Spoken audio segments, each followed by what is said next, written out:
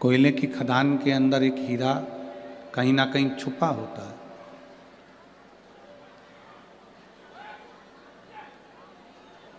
अब उस कोयले की खदान में से हीरे को ढूंढने के लिए अलग से कोई प्रयास नहीं किया जाता, अलग से कोई प्रयास नहीं करना। कोयले की खदान में हीरा छुपा है, उस हीरे को प्राप्त करने के लिए अलग से कोई प्रयास नहीं। खदान में से हीरा निकलने के लिए केवल उस खदान को खोदा जाता है, कोयले की खदान को खोदा जाता है। जितना जितना खोदते जाते हैं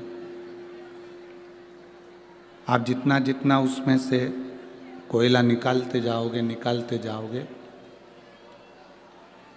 तब कहीं ना कहीं किसी न किसी रूप में वो हीरा आपको प्राप्त हो जाता है, वो हीरा आपको मिल जाता है।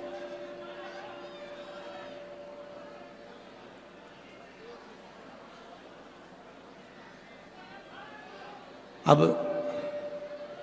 आपका काम केवल एक है कि कोयले की खदान को खोदना, मजदूर उसको खोदता जाए और बाद में उसमें से हीरा प्राप्त हो जाए।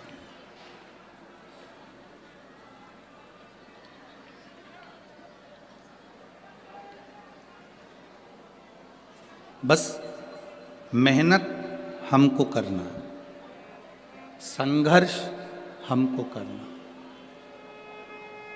थोड़ा परिश्रम हमको करना है। अगर हम मेहनत से पीछे हट गए, संघर्ष से पीछे हट गए, तो वो हीरा जो कोयले की खदान में है वो हमको मिलता नहीं है।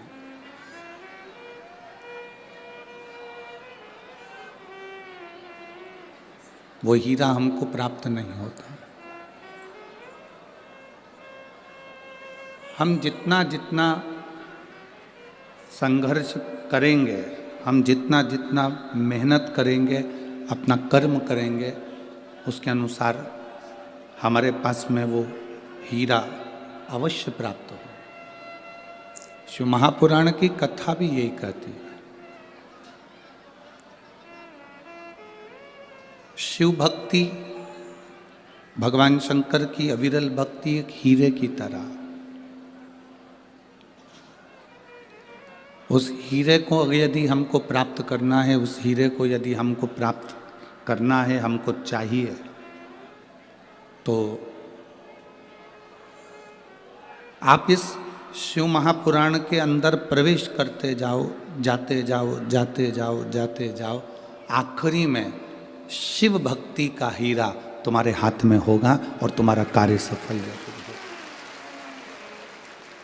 अकाल मृत्यु वो मरे जो काम करे चंडाल का, काल उसका क्या बिगाड़े जो भक्त हो महाकाल का। जो शिव की आराधना करता है, शंकर की उपासना करता है, शिव भक्ति में डूबा रहता है, वो किसी अन्य से डरने की उसको जरूरत नहीं होती।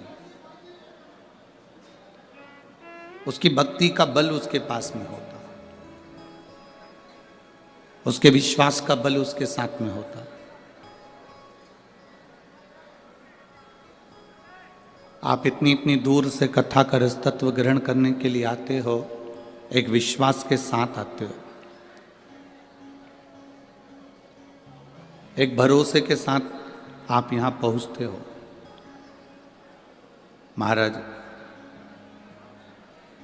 यदि आपका लक्ष्य पक्का है, आपकी मेहनत पक्की है, आपका परिश्रम पक्का है,